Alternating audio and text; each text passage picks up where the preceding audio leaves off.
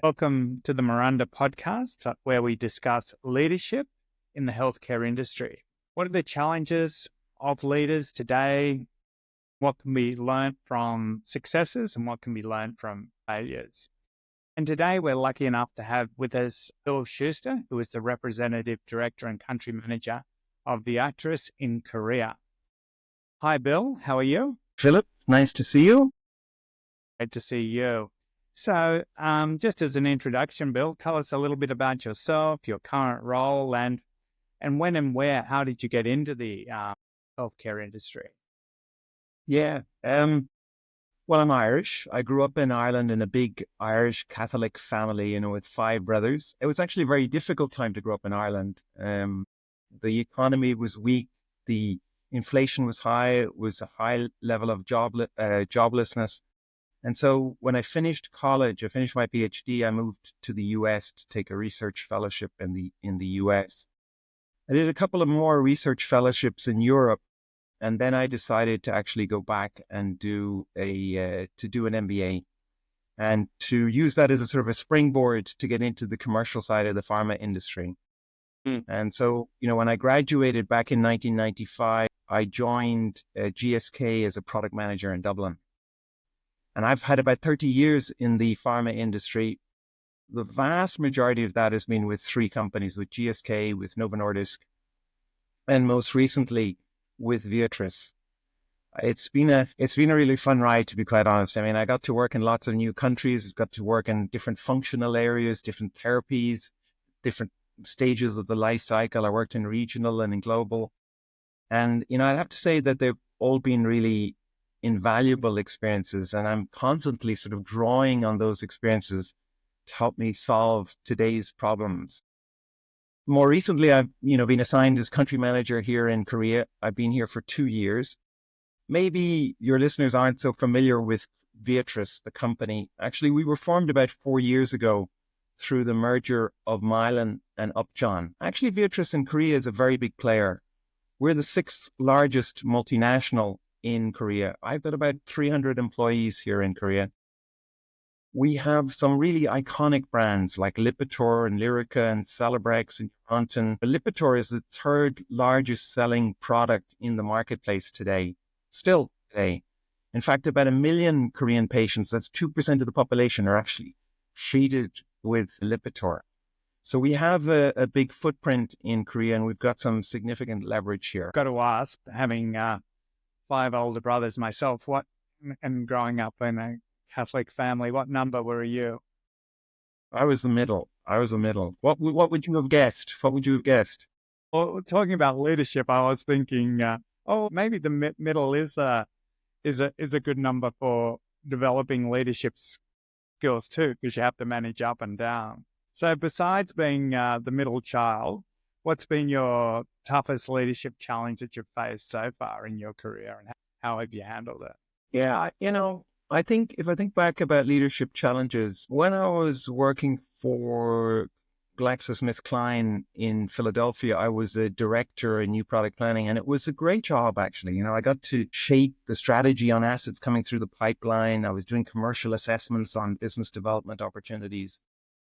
But it was a bit too comfortable for me. It was a bit too easy for me, and I knew I wasn't being stretched. So when a headhunter came along and said, "Hey, we want you to interview for this role as head of creating this new group called New Product Planning in reporting directly to a COO in a small Danish company at the time called Novo Nordisk. Would you be willing to relocate?" I jumped at it, So, we sold the house. We shipped everything out to Copenhagen. We arrived in the middle of winter, and I don't know if you know what Copenhagen is like in the middle of winter. It's freezing. It's dark at 3 p.m. And so that took a bit of adjustment. In the company, I was given, I can't remember if it was 12 or 14 FTEs. There were marketeers, economists, mathematicians.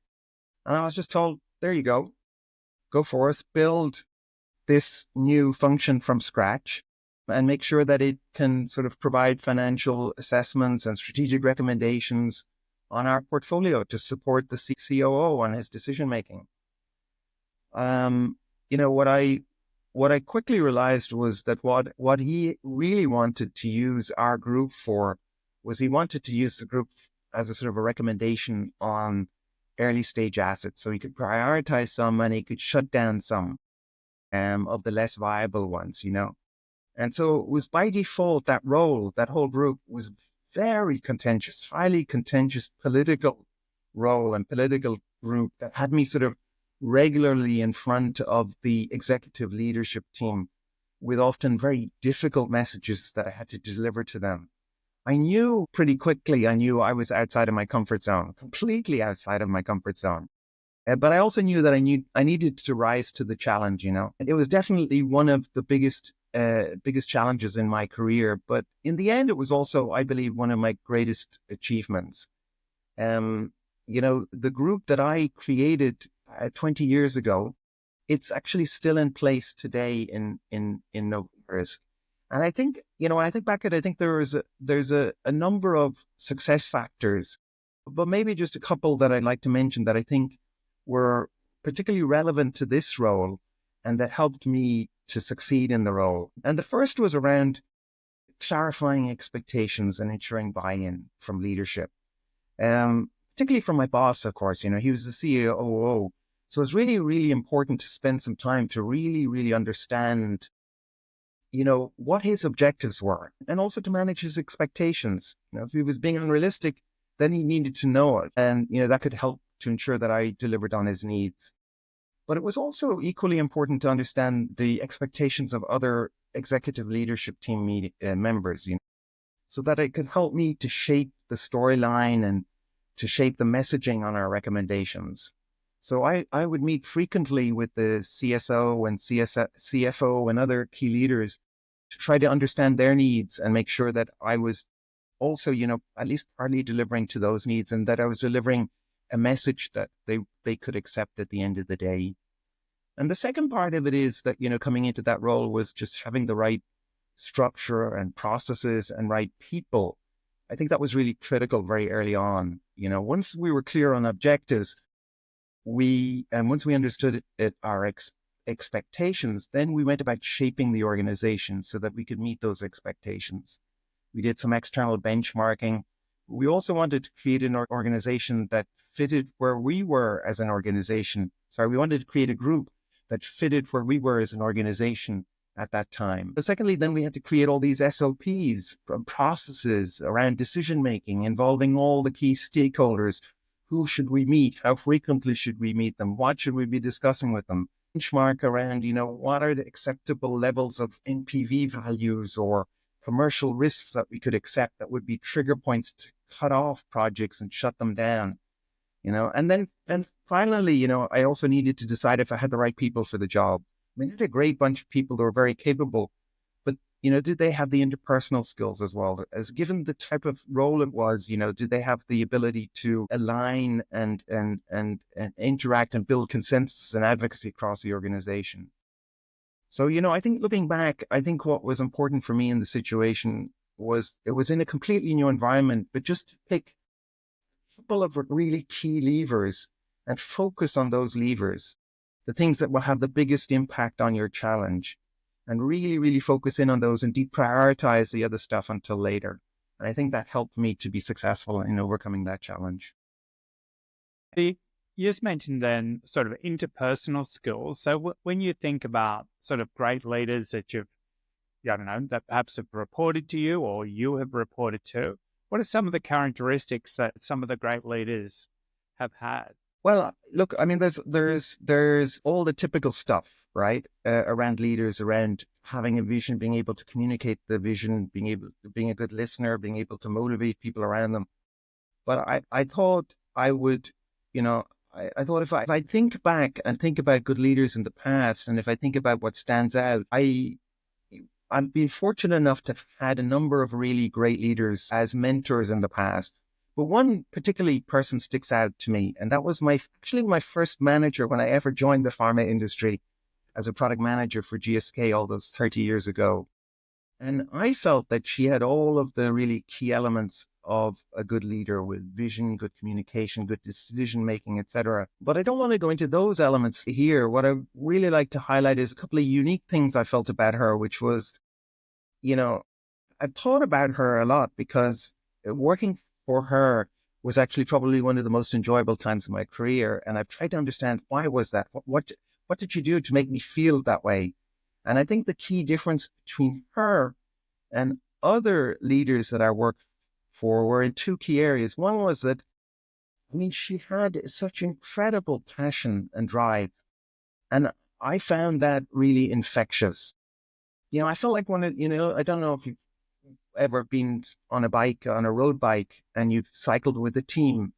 And I don't know what you feel like when you're cycling in a pack and you're being, you got the slipstream and you're being pulled along in the slipstream. It felt like that. We felt like I was part of a team. She was out there at the front setting direction, taking the brunt of the headwind. And in doing so, she also made us feel a cohesive part of the team and made us feel part of something much bigger, actually. And I think that was one of the reasons why it was so easy to get behind her, because, we knew that she was genuinely committed to doing what was best for the business. And I think the second point about her leadership was that she was a great listener. Not just great, she was just a really phenomenal, a really powerful listener. I remember in our one-on-one meetings, she'd be taking lots of notes, but she would lean into the one-on-one meetings. She'd lean forward into the meeting. She was giving me her undivided attention. She was taking lots of notes. She was asking probing questions. She was genuinely interested in what I had to say. And that gave me a great sense of value, or being valued by her, and being important to her success. And so I found her approach very authentic, very genuine. And I thought it brought out a high level of loyalty and commitment from me and from her whole team. And for me, that was, it's one of the great examples of great leadership that I've had in the past. Yeah, the sort of person you would run through walls for. Exactly. Yeah, the power of example. On the flip side, horrible bosses. There's that good movie, Horrible Bosses. I'm sure you've had a couple, and maybe have even managed a couple. What are some of the nightmare characteristics of a bad leader? I'm not joking. I have to say I haven't had a horrible boss, but if I had to pick, an example maybe of someone who probably had leadership development areas or needs. I had a boss a few years ago.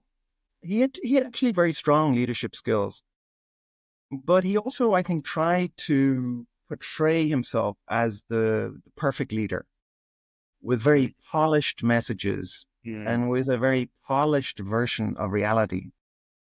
And you see, I think people see through that very quickly. And I think that type of leadership, it was just motivational.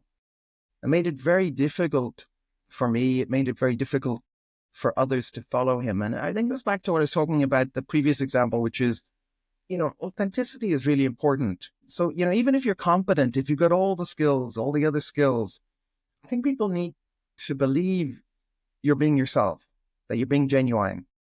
You're gonna fail otherwise. Yeah, that's right. And also to, I guess, own up to your shortcomings or failures or mistakes. That in fact endears people to the leader, because I think some people are,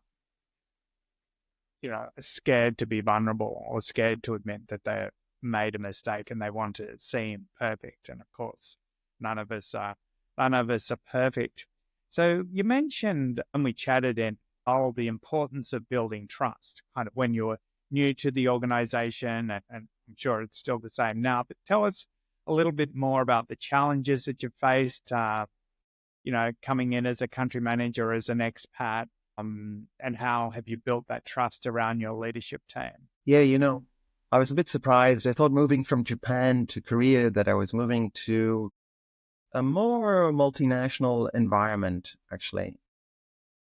But actually, I think it was the opposite. I joined as a country manager a couple of years ago, moving into the organization really as the only foreigner in the company and as the first foreign leader of the company. It was quite challenging, particularly because, the company here was always doing very well. It was a regional star, but in the last couple of years, there's faced a lot of competition, some unfavorable changes with government policies, particularly around pricing. And, I think I spoke to you in Seoul about this. Earlier this year, all the residents and trainee doctors went out on strike because of the government's plans to expand the number of places for medical students. So unfortunately, it's been a really difficult environment with the whole industry impacted by these negative trends. At times like these, I think that it's really even more critical that you have a very clear vision on where you're headed as an organization, and that you have a very clear sense of, what are the values, what are the expected behaviors that you're expecting from people within the organization, and make sure that you have the whole organization behind that vision and those values. And actually, for the whole of the first year, what I did was I spent the whole time building out our vision and our values, but from the bottom up. We created a steering committee, task forces. I had many roundtable meetings with employees. We did company-wide surveys. I wanted to make sure that people felt that their voices were being heard. In the end, I wanted to make sure that the whole organization, would feel that they were part of the process, and so they'd buy into it. And they felt ownership over this vision. They felt ownership over these values. And what was also really important here was that each functional area had their own action plans to support the journey. And sort of we revisit these action plans on a quarterly basis to make sure that we're actually making progress and we're making adjustments. And then we're also communicating that down the organization, so they can also see that we've listened to what they said and we're trying to make improvements within the organization.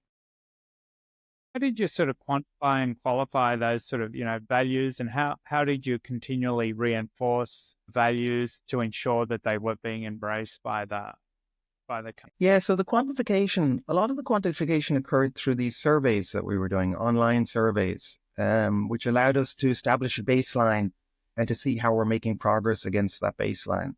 And actually, we've only just finished our second survey recently, so we actually haven't got the results of that survey yet. So I don't really know how we're progressing. I'm hoping we're doing well. But in terms of how do we encourage the behaviors, I think it's through reinforcement, right? So through sharing best practice, through recognizing people who demonstrate some of those values openly and inviting them to come and present at our ELT, or putting them into my monthly letter to employees.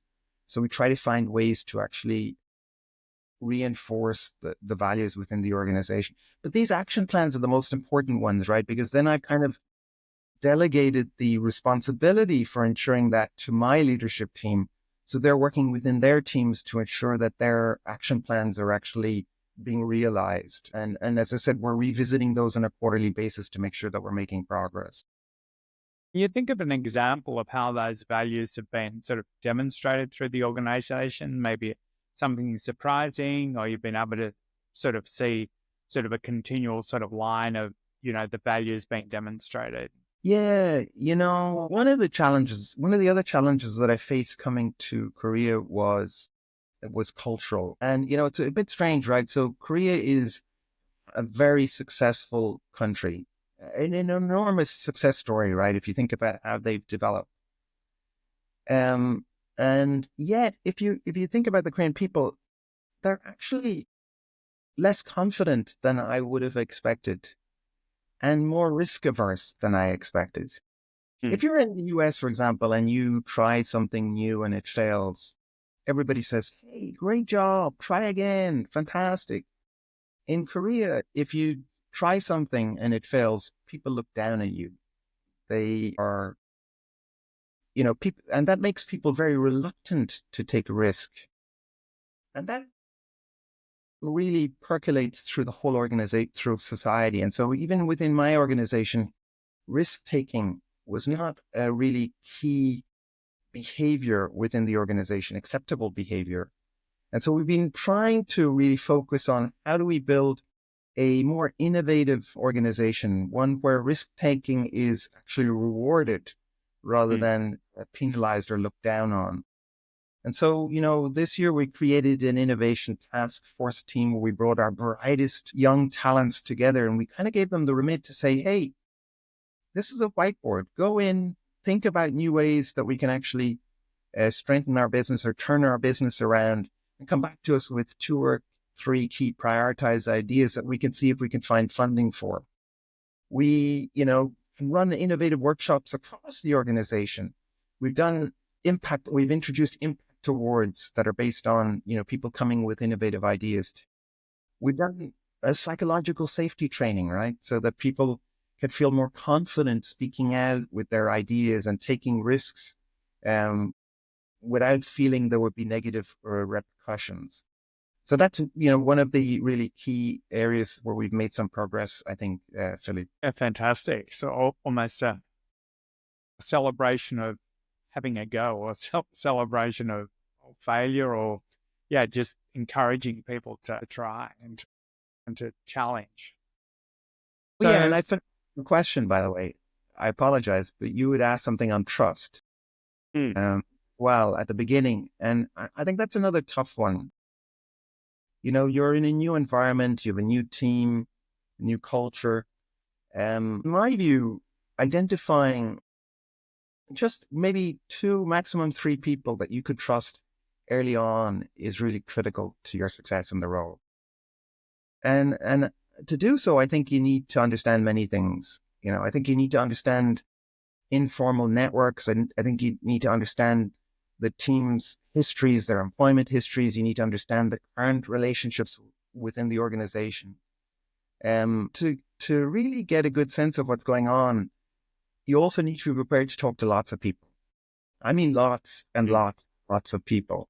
Not at your level, not at the level below, but right down through the organization to really get a sense of what's going on in the organization. And, Korea is the same as in Japan. I think that also means going out for drinks, allowing them to speak openly. They're going to speak more openly in Korea if they're in one-on-one meetings, right? If they're on their own, away from group, away from their boss. So, I have many skip level meetings here, which means I skip managers and I go down to the junior staff and I just talk with them one-on-one. It's a big investment of your time, but I think it's definitely worth it if you want to know who you can trust within the organization, as well as who you can't trust, right? And so I think that it's a big investment of time, but it's really critical to your success in a new role. Yeah, exactly. Sort of really understanding the organization from the ground up. So that's a good segue into my last question. What advice would you give to, a new country manager or a new leader as an expat, whether that be in Japan or in Korea or indeed any other country? Yeah, it goes back to a little bit of what I said just a minute ago, which is, take your time, speak to as many people as you can to get a lay of the land. Really invest time in speaking to people and understand the informal networks. I'm not sure, Philip, of your experience in Japan, but my experience in Japan and Korea has been that the informal networks are even more powerful than I've experienced when I was in Europe or the US. It's really critical to understand those and then develop relationships with 2 or 3 people that you can trust and pressure test your ideas with them. They're really, really great people to test your ideas on. I'd also suggest not waiting too long to make difficult choices, particularly around people. I think it's important to take tough decisions quickly. And finally, I would say, don't sweat the small stuff. I think when you come into a market and you're looking around, you're going to see so many things that you think need to be fixed. It could almost overwhelm you. Don't be overwhelmed. Focus on the 2 or 3 really critical issues and ignore the rest. Maybe you can catch up on those later, but it's important to focus your efforts in a couple of key areas only.